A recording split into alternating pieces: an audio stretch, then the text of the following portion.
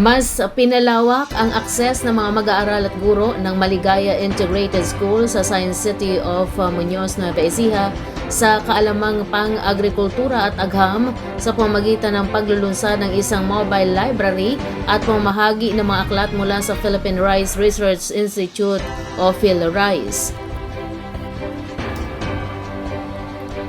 Layunin ng inisyatibang ito na mailapit ang mahahalagang impormasyon tungkol sa palay, agrikultura at STEM hindi lamang sa loob ng silid-aralan kundi maging sa mas malawak na komunidad ng paaralan.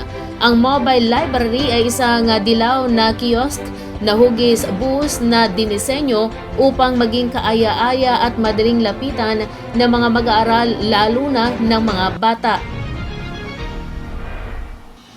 Naglalaman ito ng iba't ibang babasahing inilathala ng PhilRice, kabilang ang mga aklat, polyeto at iba pang materyales na tumatalakay sa makabagong teknolohiya sa pagsasaka, agham at matematika. Ayon sa PhilRice, dadagdagan ang koleksyon ng mga babasahin tuwing ikatlong buwan upang matiyak na napapanahon at patuloy na kapaki-pakinabang ang mga impormasyong makukuha rito. Pinangunahan ang seremonya ng turnover ni PhilRice Deputy Executive Director for Research Eduardo Jimmy P. Kilang at School Principal Michelle T. Jaime na kapwa nagpahayag ng suporta sa programang naglalayong linangin ang interes ng kabataan sa agham at agrikultura sa murang edad. Inaasahang magsisilbing mahalagang kasangkapan ng mobile library sa pagpapalawak ng kaalaman sa pagpapahusay ng pagbasa at paghikayat sa mga mag-aaral na pahalagahan ang agrikultura bilang isang makabuluhan at makabagong larangan na may malaking papel sa kaunlaran ng bansa.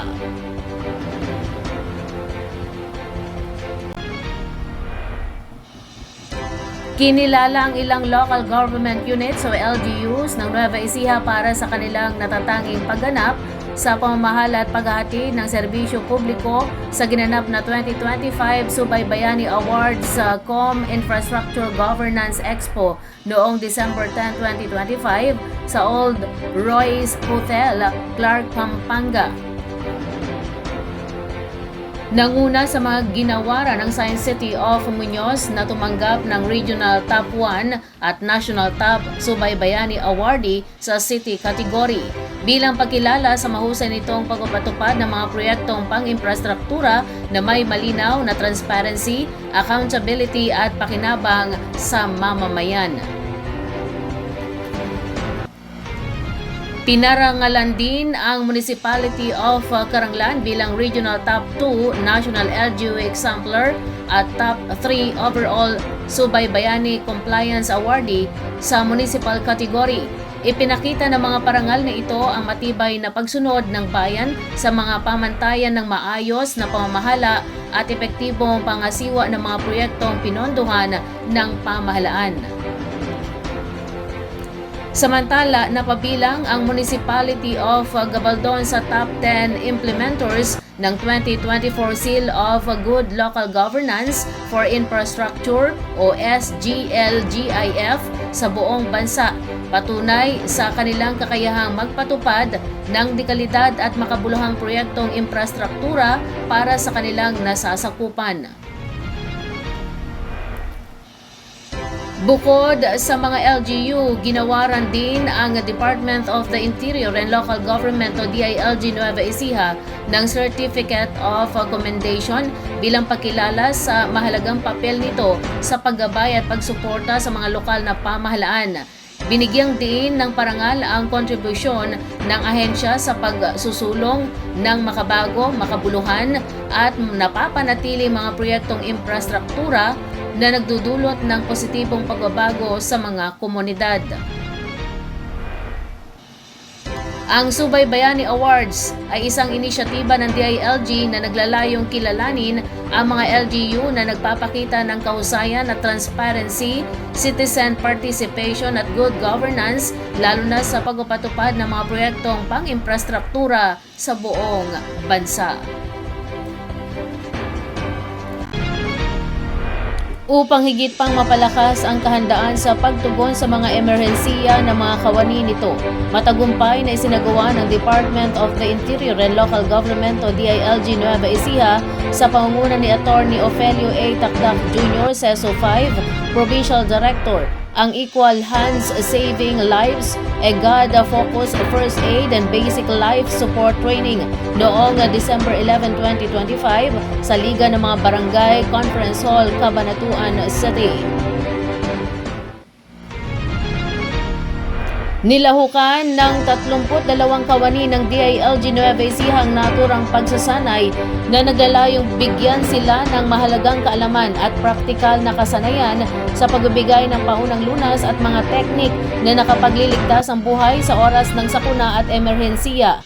Pinagsama sa aktibidad ang mga talakayang theoretical at aktual na pagsasanay upang masigurong handa at may kumpiyansa ang mga kalahok sa pagharap sa mga kritikal na sitwasyon.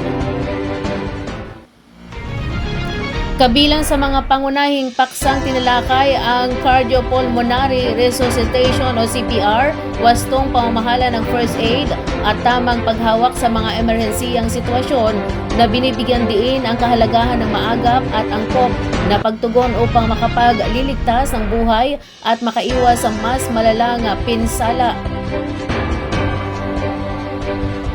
Nakabatay sa Gender and Development o GAD perspective, binigyang halaga ng aktibidad ang pantay na partisipasyon, inklusibidad at magkatuwang na pananagutan sa pagtugon sa emerhensiya. Ipinunton ang lahat ng kawani anuman ang kasarian ay may mahalagang papel at kakayahang tumugon ng wasto at epektibo sa oras ng pangangailangan. Isinagawa ang pagsasanay sa pangipagtulungan ng lokal na pamahalaan ng lungsod ng Cabanatuan at ng Cabanatuan City Disaster Risk Reduction and Management Office o CDRRMO na nanguna sa mga praktikal na demonstrasyon at simulation ng mga sitwasyong pang-emerhensiya. Sa pamagitan ng inisyatibong ito, muling pinagtibay ng DILG Nueva Ecija ang kanilang paninindigan sa pagsusulong ng isang ligtas, inklusibo at handang hanay ng mga kawani na may kakayahang tumugon sa emerhensiya habang isinusulong ang mga prinsipyo ng kahandaan, pagkakapantay-pantay at mahusay na serbisyong publiko.